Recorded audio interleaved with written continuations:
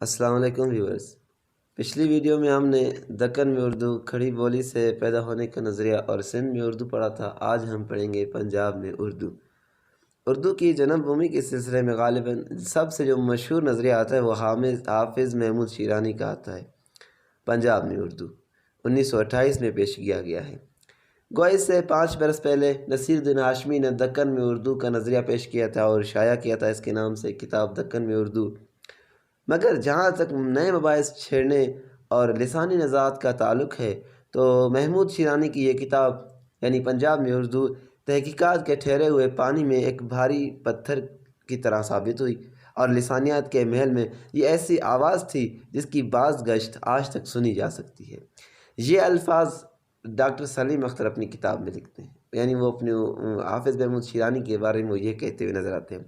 دراصل پنجاب میں اردو کی بحث کا آغاز شیرانی سے نہیں ہوتا، کیونکہ 19ویں صدی کے اواخر سے ہی اردو زبان ادب کے سلسلے میں پنجاب کی اہمیت اور خدمات کو جتلانے اور جھٹلانے کا قضیہ شروع ہو چکا تھا۔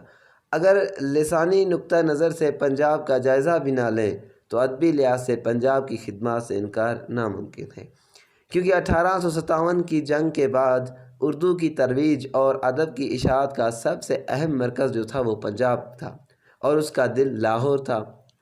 اردو ادب کا مطالعہ کرنے پر واضح ہو جاتا ہے کہ زبان کی جنم بھومی سے قطع نظر سب سے پہلے اس نے دکن میں ترقی کے مدارج طے کیے، مطلب درجے طے کیے۔ اس کے بعد شمالی ہند میں دہلی ادب کا مرکز بنتی ہے، جس کے زوال پر لکھنؤ میں ادب کا چراغ فروزاں ہوتا ہے۔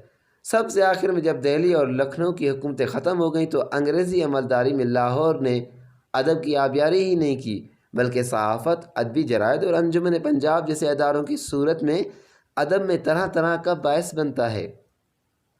چنانچہ مولانا محمد حسین آزاد ایسی قد آور علمی شخصیت سے لے کر اقبال جیسے عظیم مفکر تک علم و ادب اور تحقیق و تنقید کے ہر شعبے میں پنجاب یا اہل پنجاب نے قادر قبل خدمات سر انجام دیں۔